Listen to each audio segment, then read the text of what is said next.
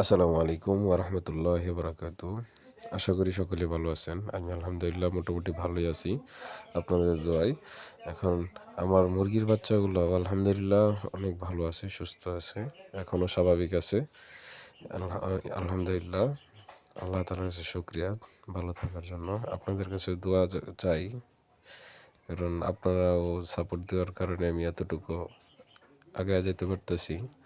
আর আপনারা যারা ভিডিওটা দেখেন তারা অবশ্যই একটু দেখলে আপনাদেরও মোটামুটি অভিজ্ঞতা হবে। আর অভিজ্ঞতা থাকলে একটা কাজ করা অনেক সহজ। যদি আপনার অভিজ্ঞতা না থাকে তাহলে কাজ করা অনেক কঠিন, কাজ করা যায় না, কাজ করা কষ্টকর।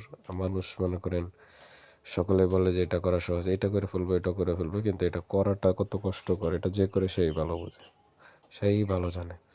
তাই এই কারণে বলছি আপনারা মাঝে মধ্যে দেখবেন, দেখলে বুঝতে পারবেন, এটার অভিজ্ঞতাটা আপনার নিজে নিজে নিজে একটু নিতে পারবেন।